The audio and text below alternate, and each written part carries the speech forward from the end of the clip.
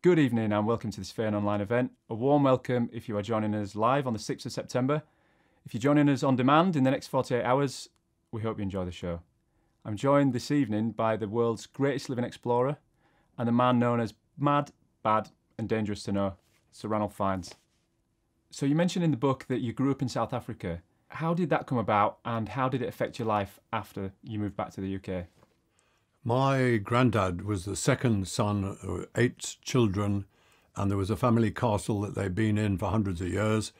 And if you weren't the eldest son, then you had nothing. You had a choice of going to the army or a priest or the colonies. And granddad, the number 2, decided he'd heard about the gold rush, so he went to the Yukon, couldn't find gold, so he became a trapper, wasn't good at catching fur, and therefore he joined the Mounties. And after becoming a corporal, he had enough money to go on a ship to South Africa. And when he got down there, he was with his old friend and neighbour, Winston Churchill, before Winston Churchill was known about. And they fought in the Boer War. And he then joined Cecil Rhodes down in the Cape Town area and was made a boss of the South African police. And at one point, Cecil Rhodes had him attacking Mozambique with some police. And on the border, they had a fracas. But the Brits, who knew everything and had a 300-year peace treaty of friendship with the Portuguese, were not happy. So they sent official Brits out to stop Cecil Rhodes and my granddad doing what they were doing. And he was chucked out. But in Cape Town, he happened to meet a very lovely South African lady who had money, my grandmum. And they got married, and that was how we got a first South African connection. But then, during the Second World War, my dad was killed about 4 months before I was born, and Granddad was dead soon after that. So my granny wanted to go back to South Africa to die in her 80s back out there. So she took my mum, who was of course widowed, and my sisters and me, aged 1, out to South Africa. And when she did die, some 10 years later, and I was about 11 years old, Mum naturally wanted to bring the family back to England. I know you come from a heritage of a military past and people in your family have been in the military before, but what attracted you to the military? Yeah, well, when Mum in South Africa said, we are all going back to England now that Granny has died, and you lot had better learn to speak proper. Not South African sort of thing. And so we arrived back, 11 years old, went to school. My standard was not due to African standard, but it was lower than the standard that was going on in the UK at the time. And I knew from very early on, Dad had been killed before I was born, but Mum brought me up on stories about him commanding the Royal Scots Greys Tank Regiment at the Battle of Alamein, wounded 5 times, made a big difference with the landings of Salerno at the bottom of Italy, and unfortunately trod on a mine just before they freed Naples. So he was dead and gone.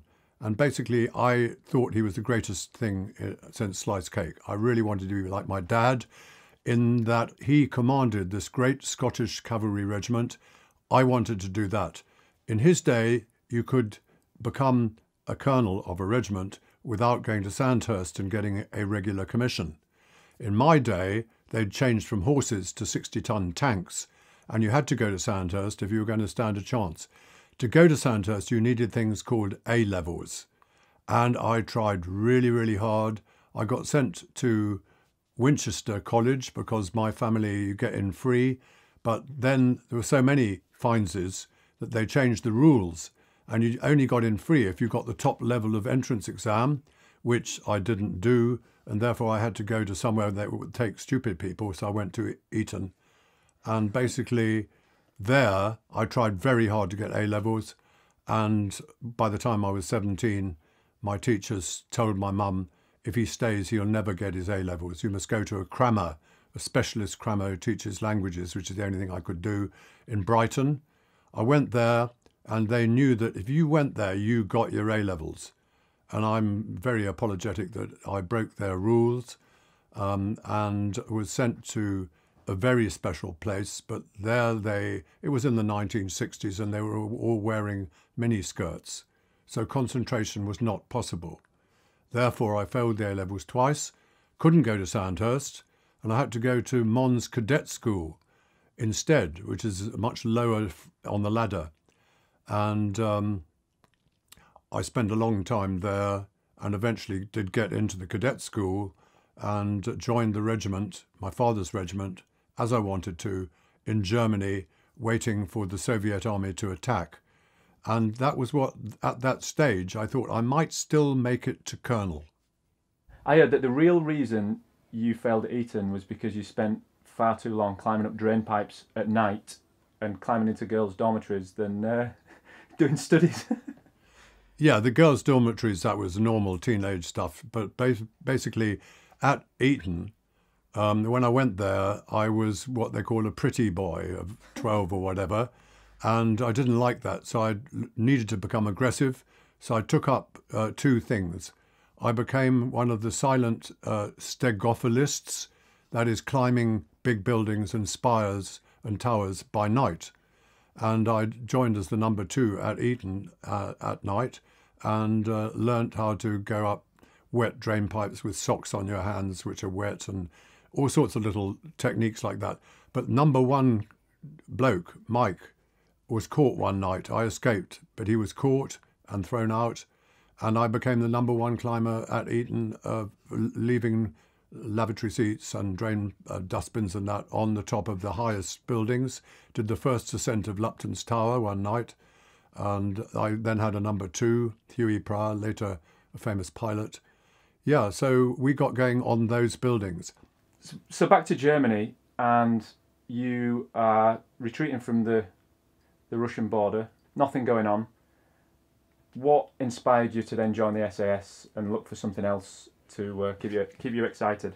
Well, after I'd done my cadet 3 years, which is what you get as short service commission, then you were allowed in the British Army then to sign on for a year at a time for 5 years.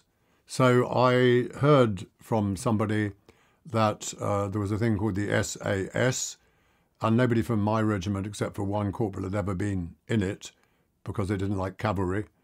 And I was about 20 at the time, which is a bit young for being an officer in the SAS, but you can't try, you won't get there. And I passed the selection course in Wales and got in, but on the continuity training for a year, you have to go for a specialist thing. And I went for demolition, not parachuting, not mountains or whatever. And yeah, so I enjoyed demolition. But unfortunately, after I'd been with them quite a long time, 65, 66, a friend of mine from school days had become a wine salesman, was in a place called Castle Combe, a village which had been voted the prettiest village in the UK.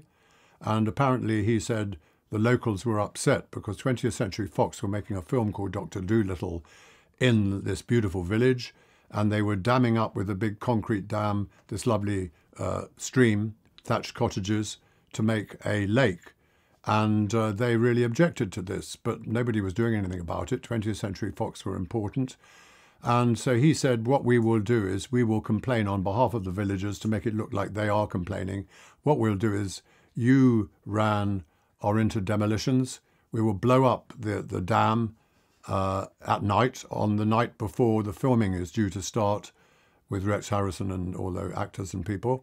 And so I didn't want to let the friends down. But when it happened, the police, unfortunately, had heard about it, and they'd ringed the whole village, waiting for us to catch it, come in with the explosives. I came across country, because that's what the army taught me to do, and therefore didn't run into the police and laid the charges. And unfortunately, they then found some of my friends, 2 of my friends, and the police dogs started coming, so I escaped by going upstream sort of thing, leaving no scent back to my car. They had the car numbers, so I ended up in Chippenham Prison. I was on police probation for 6 months. I was thrown out of the SAS, back to my own regiment, who was still in Germany, retreating from the Russians, practicing. So you've been chucked out of the SAS. quite categorically. Criminal record. Where do you go from there?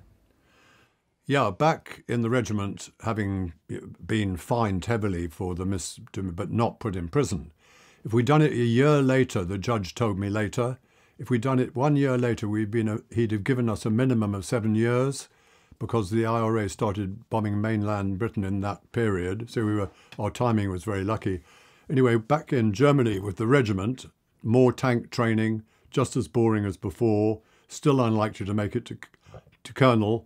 So I had a chance of going somewhere else, and I heard that there was a real war against the Soviets in a place called Oman, or Dhofar, South Oman, and that was proper fighting against the Soviet army, whereas in Germany they still didn't attack. So I joined the Sultan's army after failing my Arabic language course at Beaconsfield. And so I joined the Sultan's army for a 2.5-year period, fighting the Soviet trained Yemeni mountain men, 3,000 of them. When I was there were only 190 of us in Dhofar, and I, therefore, because my previous reconnaissance platoon commander had died and the Land Rovers had all been blown up, basically I decided that I would do what the SAS said, which is to move only by night, which my predecessor had not done. So I would park the vehicles 20 miles out in the desert, and after dark, force march my 30 Arabs with machine guns and so on into the mountains, climb the mountains at night, lay your ambush by night, and get out, if possible, also by night. And that way, after 3 years, only 4 of us were killed against a kill ratio much bigger the other way around.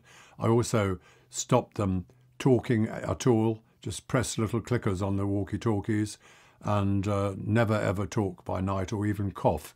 If before we set out, I make them jump up and down so there's no rattle, we were dead quiet. We were the most silent unit in Arabia. So, as with most of the Oman campaign, it was denoticed, which means it couldn't be talked about, it couldn't be reported in the press. What kind of things did you get up to that were not reported or that we're not supposed to know about? In the army, down in Dhofar, it was an amazing experience. We were heavily outnumbered. We were always in fear of being cut off completely. The Sultan's complete air force was 2 aeroplanes, 2 small aeroplanes. We really had to use our wits and help from informers, Bedu, in the desert and in the mountains. And the mountains, unlike the desert, were full of forests. 3 months of the year there was thick fog, the monsoon, or kharif as it was called, and you could get ambushed very, very easily. We went nowhere without carrying white phosphorus grenades, so that if you're suddenly caught in an ambush, you pull the pin and you get immediate fog in front of you. We had everything in such a way that they offered a reward for capturing our particular force. But in 1970, halfway through, everything changed. The Shah of Persia sent 6,000 troops, so we were no longer 180 people active at any one time against some 2,000 people trained and armed in the Soviet Union, mostly in the Ukraine, in Odessa. So it was a one-sided thing, and we had to use our wits. And that was something I'll never forget, the 2.5 years out there trying to save the Sultan of Oman, which we did by the nick of time when the Persians came in to help him, and the Jordanians. The British sent the SAS in 1970, and everything changed. Wow. You were a regular at the Sultan's palace, weren't you? You were quite close with the Sultan. The Sultan who we then put in was my boss's son, Qaboos, who only died about 2 or 3 months ago after 50 years successful rule. Very wonderful ruler of Oman. Thank God that we managed in that pre-SAS period to save my boss, his father, from the communists coming in over the border from the Yemen, because Harold Wilson had taken the Brits out of Aden and therefore given a sound basis to the communists. They had been Islamic. They'd been trained by the Soviets that Islam was a British invention to keep people under. And that was how they managed to switch them to being anti-God. Wow. So you've finally left the military. You finished retreating from the Russians in Germany. You finished in the SAS. You finished the Oman campaign. What could possibly come after that? So when I left the Oman, because my time of 8 years maximum from Mons Cadet School, I hadn't been to Sandhurst, you're out. That's it. 8 years is your lot. So I got married to the girl, my childhood sweetheart, Ginny, who I'd met when we came to England. She was next door neighbour, and her father didn't like me. He called me mad, bad and dangerous to know, which is why we called the book that. And now that I've got a 14-year-old daughter, I understand him not wanting someone after his 13-year-old daughter. But Ginny and I eventually married when I got back from the army. And we had no money. She just worked for the Scottish National Trust way up in northern Scotland. And I had a little bit of money from the Territorial Army. I rejoined the SAS, who had thrown me out some 6 years previously. But I was not allowed in as an officer, so I had to join them as a corporal. I took the selection course again, passed it full second time. And so I joined them for a year. They're called Reserve Squadron, and they're in Hereford. And they were the only TA that actually could replace regulars who got sick or ill or something at the time. So I got paid not very much for that because they wouldn't make me a captain, even though I'd been a captain in the regulars. So Ginny and I struggled, and we decided that because in the German army situation, I had always taken the Scots Greys soldiers canoeing and climbing. It's called adventure training. But in those days, the taxpayer paid for it with the army. With Ginny doing expeditions, they didn't. But she decided what we could do was to follow a climber called Chris Bonington, who had been a tank officer like me, but he'd made his climbing into a profession. Well, why couldn't we do that? His was climbing, which I didn't like. But basically, we could do other things. Maybe vertical things are out with vertigo. Horizontal things, because Antarctica, when you get up to 12,000 feet, it's one great flat, huge thing, bigger than America, basically, and never crossed unsupported, for instance. And the other end of the world, the Arctic Ocean up north, it's the sea, it's ice, it's flat, so you don't get vertigo. So we decided we would go for trying to do polar expeditions. But we had no money, so it would have to depend on sponsors. You'll only get sponsorship if you get PR media coverage, and you'll only get that if you break world records. So Ginny and I decided we'd go for world records of a polar type. We discovered, because there's only 2 poles, unfortunately, that they'd already been done, all the records, by the Norwegians. We did not call them rivals, we called them enemy. And basically, we went for the only record they hadn't broken, which is the first ever journey around Earth, vertically without flying. 52,000 miles, Arctic, Antarctic, Northwest Passage, everything that goes round that way.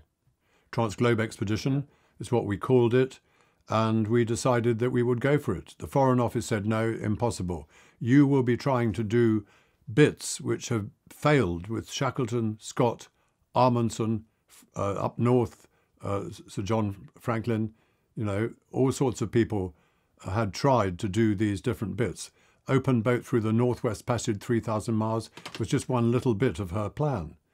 And so it's no wonder that the Foreign Office and the Americans and everyone said, no, you're not going to Antarctica. 7 years of hard work, but Ginny and I needed an office in London. And I knew that Shackleton had the Royal Navy behind him. We'd need a government body. So I thought, why not the SAS?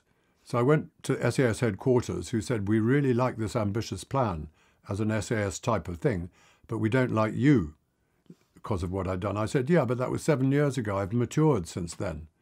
So they said, well, look, we will nominally put in charge of you and your wife and your team our own ex-officer, and we've chosen the one that actually threw you out of the regular SAS, Mike Wingate-Gray. So he became our nominal leader of this expedition. 7 years planning, we got 1,900 sponsor companies.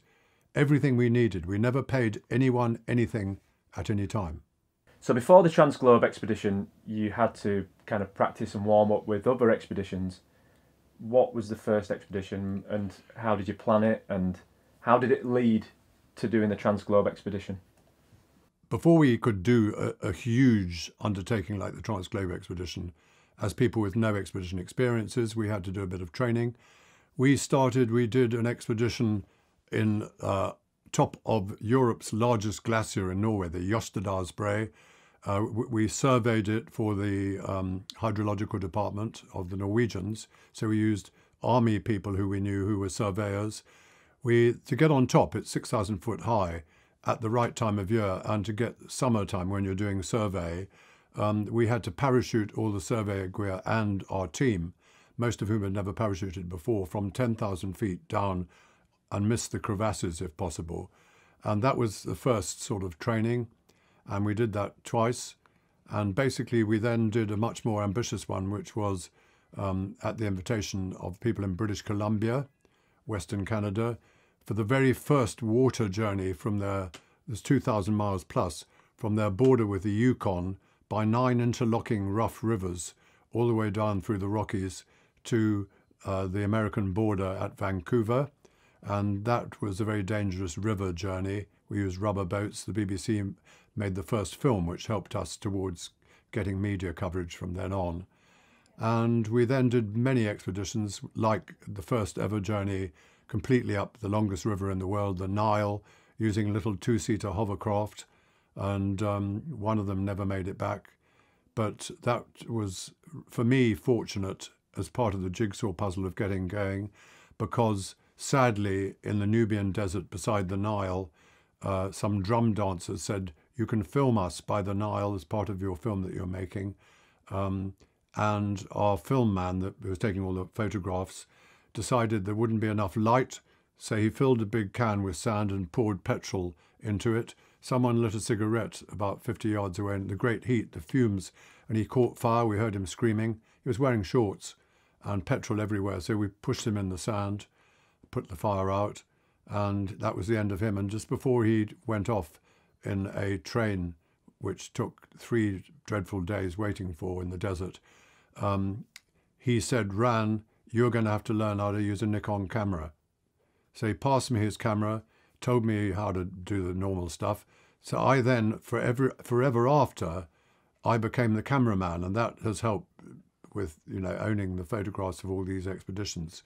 And that was part of the background. We then had to train in cold weather because this was the polar, transpolar. So our expeditions moved to Greenland, where we did big training and got rid of quite a lot of our applicants. Everybody who applied to join us had to be a good, right character. Didn't matter what they'd done before, even if they'd been nowhere cold. Greenland got us down to minus 25, and they were good. We nailed them down to only 3 people. Then the next year we had to train by doing a dry run to the North Pole, which we didn't get to, but that was minus 45, so we were learning all the time. And we switched at that period from wolfskins to Gore-Tex and that sort of thing. There was no satellites at that time, polar satellites. So there was no sat-nav, no sat phone or GPS. We were still using to navigate in the Arctic and the Antarctic, the same as Shackleton used. Compass, one watch on Greenwich time, the other one on local time, and to know where you were, a sextant or a theodolite. So basically doing it in today's age would be easy, really. Today doing the same thing would be a hell of a lot easier. I mean, you wouldn't go outside and spend an hour trying to get the altitude of the sun to know where you are. You'd go in the tent, have a cup of coffee, press your sat-nav, and it'll tell you where you are, just like that. Yeah, and so it took 7 years in the planning for the Transglobe. The Transglobe Expedition in the SAS barracks in their headquarters in London, Ginny and then an expanding team of people who never got paid for 7 years a penny by us, got together, got the sponsors together, managed to get a 40-year-old ship, found a guy called Anton Bowring, whose family had helped Shackleton and Scott with their ships, and he helped by getting us a 40-year-old ship, because the plan, Ginny's plan, would be to follow the Greenwich meridian, that's 0180, and set out with the ship and the team from Greenwich on the Thames, Prince Charles at the wheel, the patron, go down till you hit an obstacle like France. The ship unloads the land group in Land Rovers. They then go down through Europe to Barcelona. The ship goes round and collects them at Barcelona. Next thing that gets in the way is Africa. So again, the Land Rovers get dropped off in Algiers. You go through the Sahara on the Greenwich Meridian, the sands, big problems, into the jungles of the Ivory Coast, big problems, malaria and so on. Get down to that, Abidjan, the capital of Ivory Coast. The ship then comes around again, collects you, takes you down to Cape Town, the bottom of the land, where you take on a huge amount of stuff onto the ship and say goodbye to everybody and set out to disappear for 18 months doing the first complete crossing of Antarctica as a single team. And that was just how it started. And all that planning had to have permission from people who didn't want to give it. Anton and the ship's crew, who came from all over the world, as long as they didn't charge anything, bosuns, chief engineer, so on and so forth, 40-year-old ship for 3 years of journeying. And he said, we cannot have women on board because with all these men, you know, for 3 years, it's going to cause problems with a few women. So it was agreed. Jenny said she agreed. And the patron then said, no, you can't do that. If women give up their money, you've got to take them. So Jenny and Anton said, yes, sir, but didn't really listen to him. But there was one woman who was so obstinate, she wouldn't take no for an answer. So they gave her a nasty job of cook on the ship, going like that. But by the time the ship, dropped the land group of 3 plus Ginny in Antarctica and said, goodbye, we'll see you again in a year and a half on the other side of the continent if you make it. By that time, the woman was still on board. And I can remember Ginny saying to Anton, you're going to have to get rid of her. There's going to be murder. So many people already keen on her. And Anton said, don't worry, I will get rid of her while you're doing the crossing. Eventually, we did the crossing, long story. Get there, the ship, wonderful sight, comes in 18 months after they've dropped us off. And Ginny says, how did you get rid of her? And he looked sort of embarrassed and he said, you married her. So you say you never paid for anybody or never paid for anything. How did you fund all this, and how do you even go about beginning to fund all this kind of thing? You've got to persuade some big media organisation to follow the entire expedition, both TV and newspaper. We did that. And the Observer newspaper paid, I think, 25,000 quid for the honour of doing all but they kept it to themselves, which is not a good thing. So it didn't really reach a big PR. Things we've done since, we know that you've got to get all the media covering it, not just one. That's a lesson learnt for later expeditions.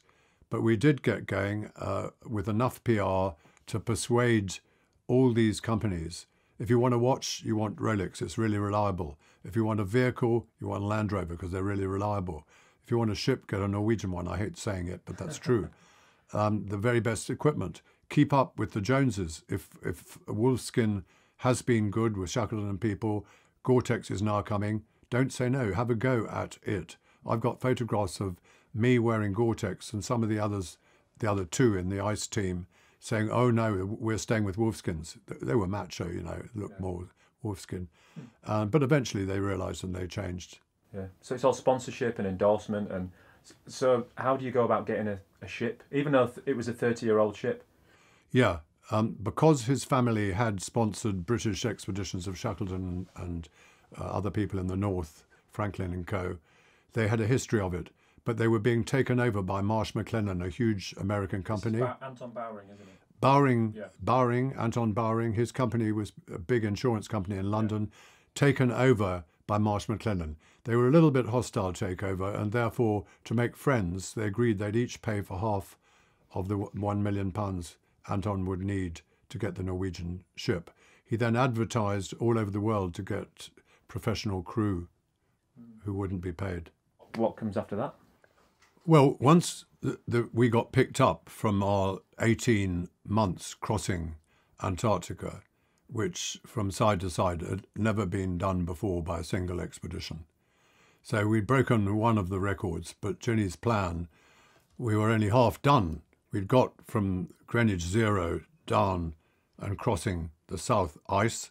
The ship then, with the same people on board, took us up the other side of the world and got us to the mouth of the Yukon River. After that, it's very bad ice, very bad problems. So Anton launched overboard of the ship and wouldn't see us again for a year. We were in 2 small rubber boats. As soon as the other rubber boat with my colleague, Charlie Burton, on board, it capsized in a wave. That was at the very beginning. We were 16 miles off the mouth of the Yukon River, where it debouches into the sea, and there was nothing to see it by. And as I said, in those days, you know, compass is way up, and in a fog you can't see which way to go to hit the mouth of this river. But we did. We eventually got right up the Yukon, me and Charlie, to Yukon Bridge. Ginny, meanwhile, had got off the ship down in Vancouver. Land Rover had given her a Land Rover, and she and her polar dog, Bothy, which she went everywhere with, which I failed to mention, got up to the Yukon Bridge, beyond which it got very, very going to the east, and we wanted, of course, to go north. So we got into her Land Rover, said goodbye to the ship, to the boat, which we towed behind in a trailer, and went north up the Dempster track to the Arctic Ocean at a place called Tuktoyaktuk, which is the beginning of the Northwest Passage. So we, at that point, the 2 of us, were given by Ginny and the guy who'd been with her on the expedition, Simon Grimes, had managed to get a Boston whaler sponsored by Morgan Stanley, a big American company, which said it on the side. That's a ship, right? The Boston whale. It's a plastic, 16-foot long plastic boat. Nobody had ever been through the 3,000-mile Northwest Passage, full of ice in those days, not so much now, across the top of America, North America. And then, of course, you get to the other end. You've still got to go way north towards Greenland, and by then the ice comes. You've only got 6 weeks a year to do 3,000 miles without ice. So Ginny had got sponsored by a ski plane, which could fly over in difficult areas and tell us which side of an island to go, depending on the speed of the ice flows. And we ran into big trouble. The first ever open boat journey through the Northwest Passage. And when we arrived at the far end, a place called Tanqueray Fjord, the team in the UK and the Observer newspaper couldn't believe. They thought we'd have to wait for a whole year in the middle of the spit for the next summertime to come. We were just incredibly lucky, but we had some really nasty experiences with polar bears and so on. But Charlie and I made it to Tanqueray Fjord, where the boat was abandoned. We then had to ski or snowshoe, just like Shackleton at the end of his escape. We had to ski over 180 miles of glaciers and high mountains, and Charlie's not very good on his feet. He's very good at everything else, and a bit of toing and froing verbally between the 2 of us. But we made it to where Ginny was camped on the very edge of the world. There was a camp called Alert, which nobody in the Soviet time knew about it. It was the home of 50 Canadian special soldiers called the Chosen Frozen. And they had been chosen because they could listen into Soviet radios and watch the channel between Greenland and North Ellesmere Land, where the Soviet submarines were going in and out in the Cold War. So everyone said they were a Met station, but they weren't. And their boss was very kind to us, and we spent a little hut 2 miles north of them, the most northerly hut in the world. Ginny, Charlie, me, and the polar dog, the Bothy, Jack Russell, spent 8 months, as we had, which I failed to mention, down in Antarctica, waiting during the polar winter. We sat there, the 3 of us and the dog. The dog was a pain in the neck, I have to say, but it did learn to go outside, meaning outside, and it did get in the Guinness Book of Records as the only dog ever to have peed on both poles, so we're quite proud of it. We said goodbye to Ginny very sadly, because we knew that crossing the Arctic Ocean on moving ice would be a much more dangerous thing than crossing Antarctica. So we had a very, very bad time in the dark, Charlie and me, but we eventually made it to the North Pole, became the first human beings to reach both poles by surface travel. So we put the Union Jack at that point, and a day later the Union Jack was a mile away from the pole because all the ice is moving everywhere.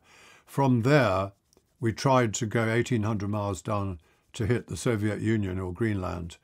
But unfortunately, after about 400 miles, it was so broken with summer coming that we had to find a bit of ice that we could sit on and not get broken up. We found a bit of fairly flat stuff and we put our tents up on it and we floated towards the Soviet Union. We couldn't determine where we were going anymore. We were at the mercy of God. Ginny was very worried about it. She had moved to North Greenland to a Danish patrol base, and Anton had moved the ship up to the top of Svalbard, Spitsbergen, and managed to get in the ship there, and that was the most anxious time. And the committee of Britain's top polar people like Sir Vivian Fuchs back in London and the SAS guy in charge of us realised that it was so dangerous that we were going to get killed and no way of rescue us, because when the winter came, if we were still out there, the ship tried desperately, at risk to itself, to collect us off the ice somewhere. And the little ski plane was flying around trying to get the ship and the two people, and we were towing canoes. We had canoes that you make very easily, only weighing 20 pounds, which you could ski and pull on the ice, but between the ice floes where it was water, you could use them as canoes. And that way we got to within 17 miles of where the ship was stuck. And we then had a big problem getting that last 17 miles after the committee in London and the newspapers had said, we're pulling them out. They've nearly done it, nearly successful. We're pulling them out, or there'll be the end. Ginny didn't get the radio message saying that we're pulling them out. It's the first time she ever failed to get a message, even though her husband was one of the people at risk, sort of thing. She had spent by then 10 years of her life with me planning this thing. And she realised that there's still a chance. And thanks to Anton and the brave people on the ship, they picked us up.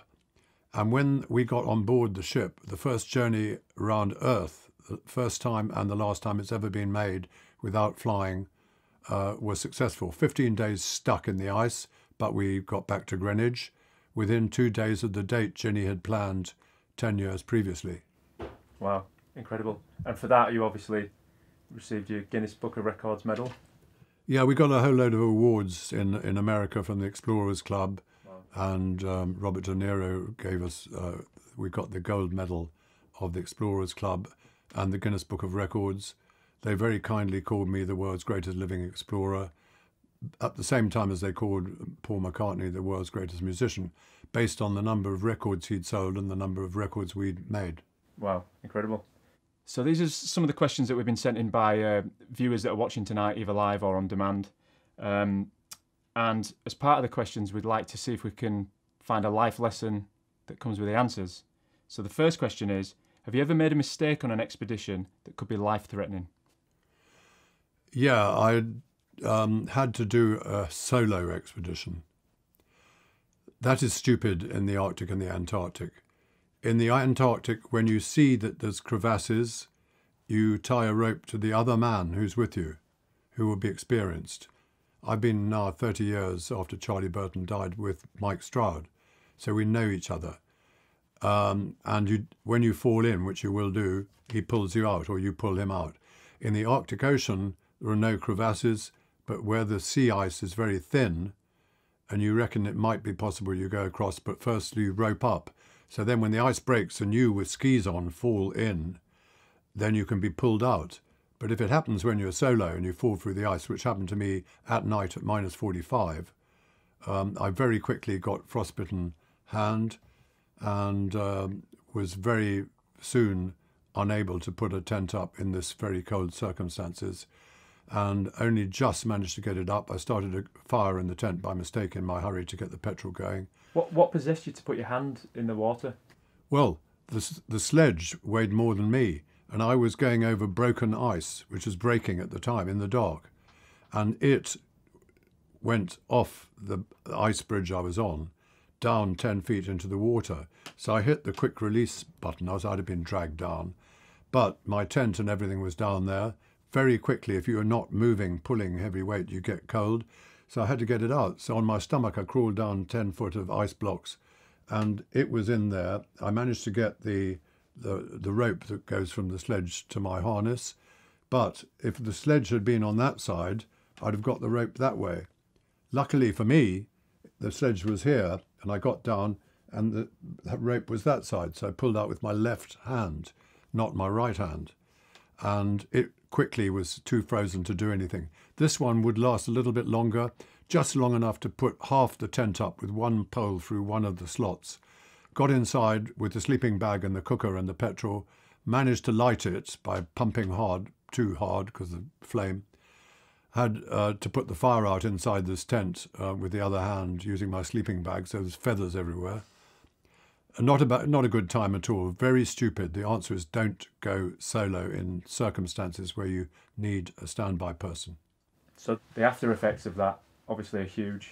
You struggling on the ice with a frostbitten hand. What happened after that? Yeah, I managed through good luck and having done polar stuff for a long time to make it back to land. But there was a full moon, and the full moon had clouds everywhere, so that the light wasn't there to help, which it should have been. But what it did, the full moon, was to start a very high tide, which cracks the ice I'm travelling on, which makes it even worse. So I was very, very lucky getting back to an island called Ward Hunt Island.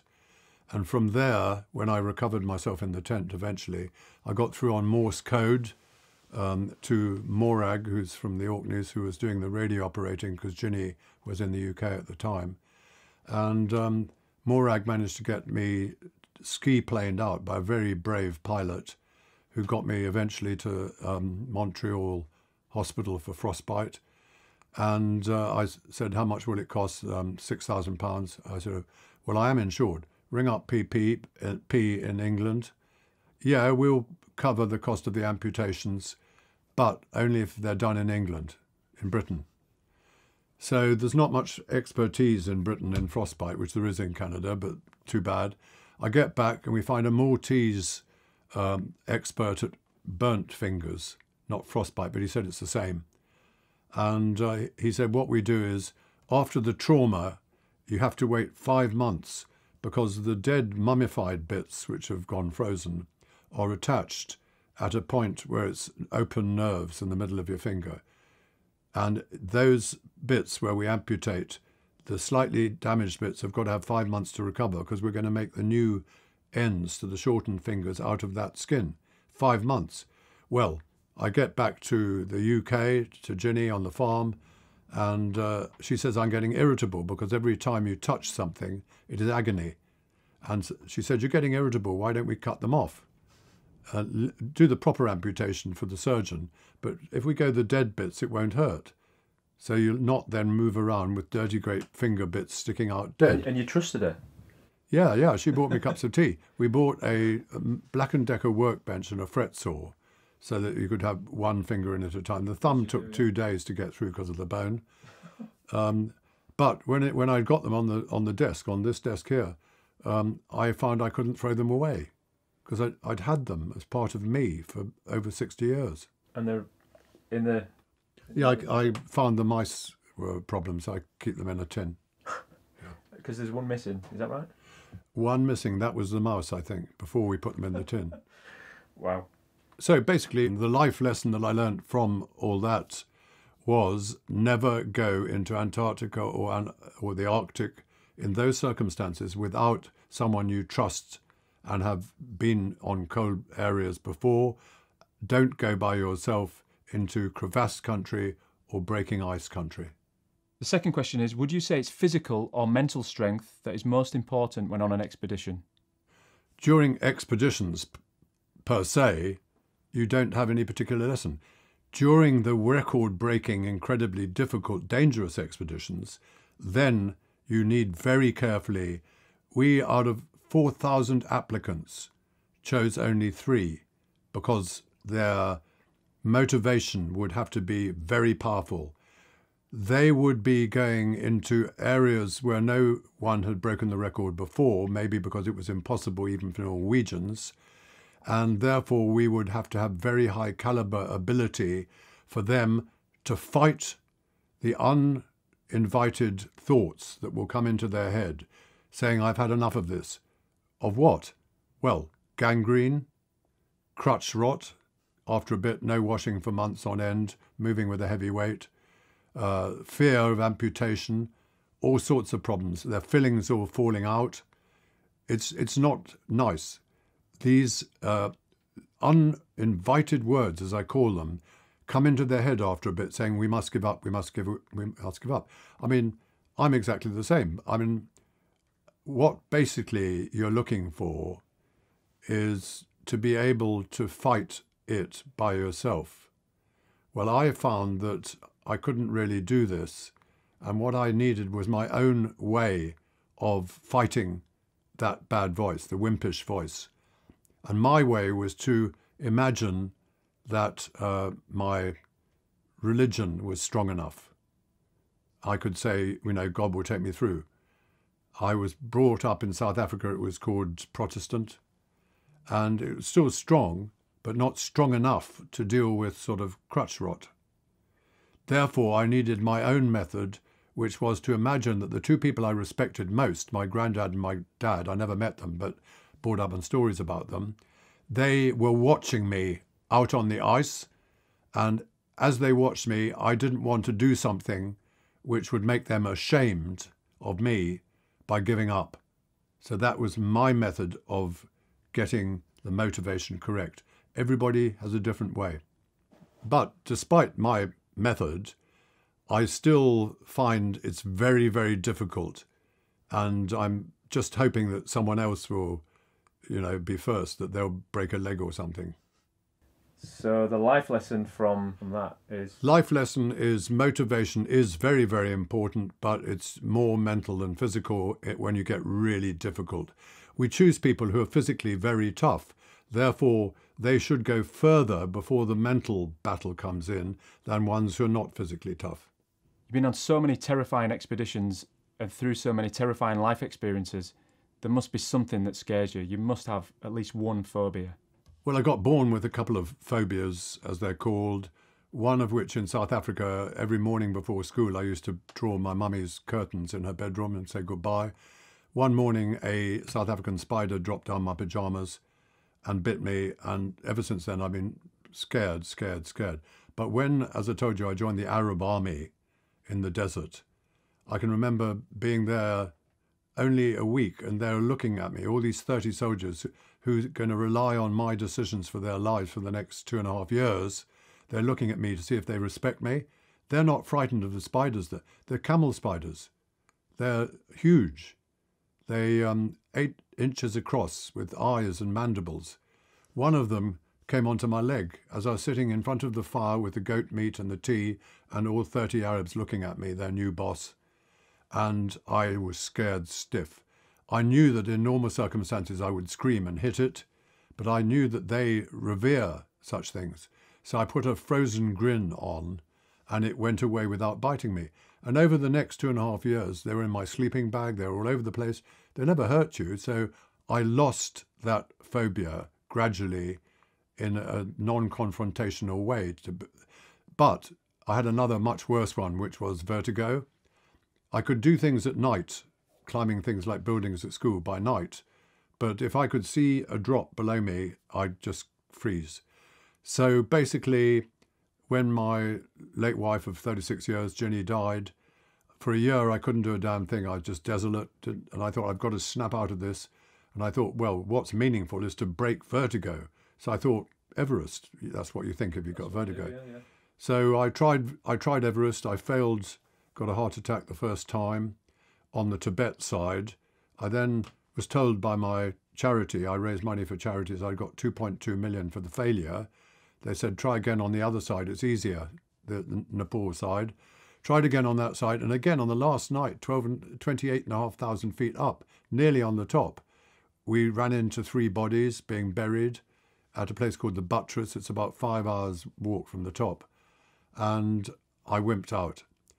Marie Curie said, look, do it again with a really good Sherpa, and even if you don't get to the top, the British will, because you will by then be an old age pensioner, they will give you £5 or whatever for Marie Curie. So I thought, yeah, I might as well have a go. This Sherpa, Tundu, sadly died last year of an avalanche. Tundu was brilliant. He didn't just treat me as a tourist, as a Sherpa. he watched me and he saw what I was doing wrong. And he said, what you're doing, particularly when you get near the top, is you're trying to keep up with your guide. Don't try and keep up with me. Stop when you want to stop. And don't worry about the oxygen. I'll manage that for you. And that way, and he said, look, go by day, too many people, because the weather only has little pockets when it's possible. We will go by night. I said, oh, I thought you shouldn't do that. He said, I can do that. Night, nobody there. No problem with other people. So, yeah, I got up without any problem at all on the third attempt. I couldn't work out why I'd made such a mess of it twice. The trouble was that after 3 goes on Everest and finally reaching the top, my British guide, Kenton Cool, the top Everest guide that exists, said, so you lost your vertigo, did you, Ran? I hadn't lost the vertigo because on Everest I never saw a drop. You look down and there's a white shoulder, not a black drop. So 3 times without having vertigo. So Kenton said, look, don't you worry. I will take you much cheaper. It's very near England, a thing called the North Face of the Eiger in the Alps. And that will really get you vertigo trained. And I will lead you up there. Me and Ian Parnell, his co-guide, took 3 days and nights on this 6,000-foot pretty vertical face, camping on little tiny ledges on the cliff. And at the top, got to the top, I realized that whenever I could see these 2 wonderful guys, the vertigo went. As soon as they were out of sight, it came back. So get to the top of this incredible, horrible north face after 3 days and nights, and I realise I've not lost the vertigo. So I've given up, no more mountains. So the life lesson is? Don't realise too late when you can't get over a phobia. Accept the fact that the phobia is there, leave it. The next question is, do you ever have any conflict on expeditions? If we do, it's through bad choice when we're going through selection of people. We look for people who don't necessarily have expedition experience. We check them physically, obviously, very carefully in the Welsh mountains. But mentally, we're looking for people who are not egotistical, not sarcastic, and you get that way, not one-upmanship. After, when you've been, for instance, in a hut for 8 months together on the edge of Antarctica, 500 miles from other people, no TV, etc., they really have to be chosen for being nice people, if I can use that word. It sounds odd, but that is very, very important. And we then test them, as I've been saying, in various circumstances before we really accept them on the expedition. And I've found that on the Transglobe Expedition, Charlie Burton had been working by then in the SAS office for many years, getting sponsors with us. So we knew them also in that context, joined them to get the expedition mounted from the very beginning. And when Charlie Burton sadly died, Dr. Mike Stroud, 30-odd years ago, became my new partner on expeditions. And we very often hate each other, but we will always go back on the next expedition only with him or him with me. We trust each other, and we like to have a point of focus of hatred in our mind. Solo expeditions I find are most difficult because you've got nobody to hate and there's no sort of release. So I find that's the most important thing. And I can remember in a pub in London with Mike talking about the expedition from 2 years earlier in the Soviet Union north towards the North Pole. And Mike said, yeah, on that expedition, Ran, I was following you. I always have the other guy following because polar bears only attack the rear man.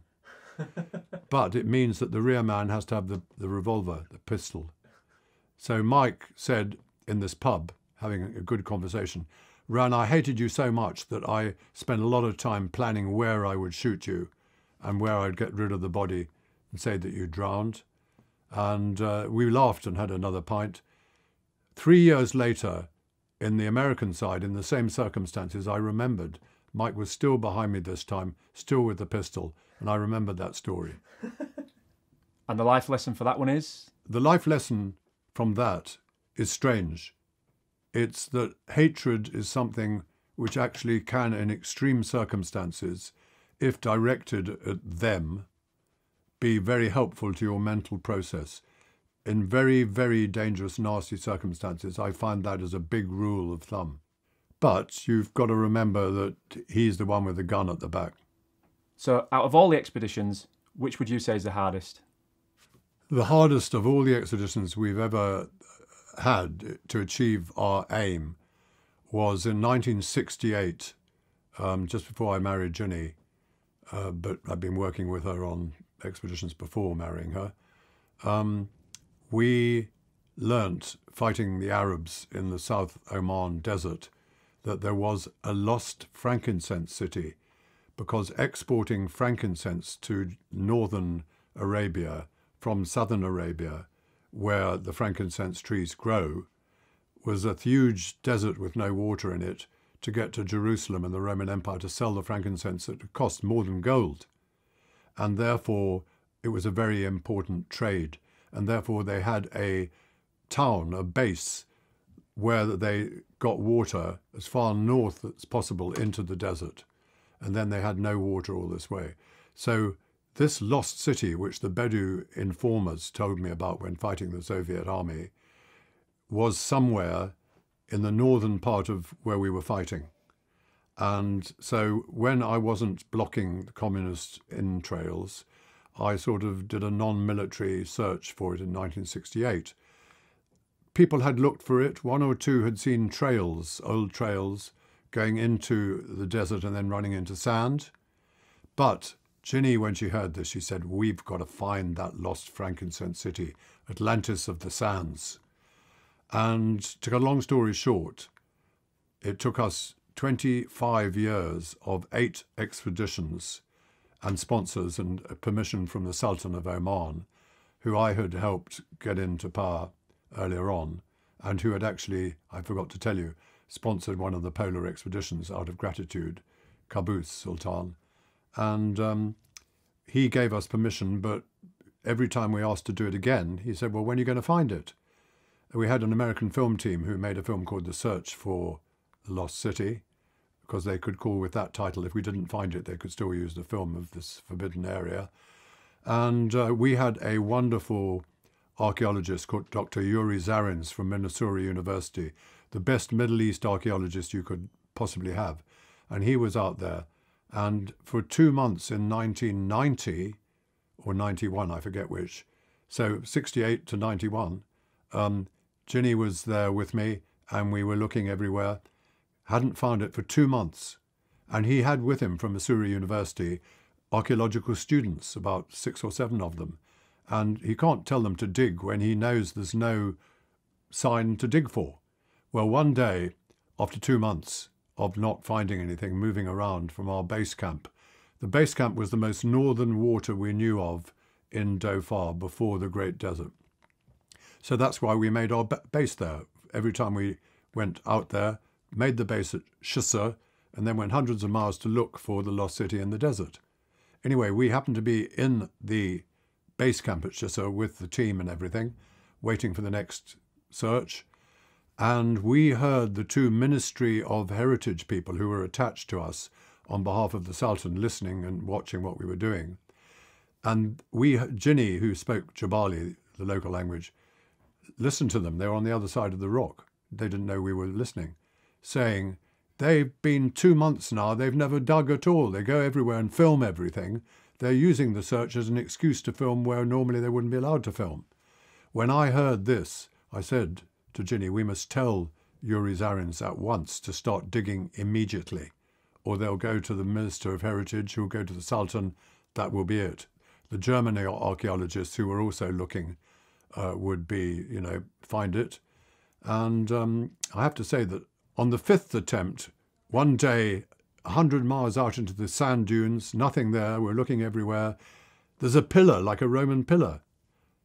Champagne bottles come out, the team, fantastic, we found it. But then Yuri was saying, well, the wind goes over everything. The sand is blown over everything. Why this one? And he was looking a bit suspicious, which was a shame. It ruined the elation. And for 2 weeks, they dug, the students, everywhere around. Nothing. Yuri said one night, "I'm terribly sorry to tell you guys, but I know what this is.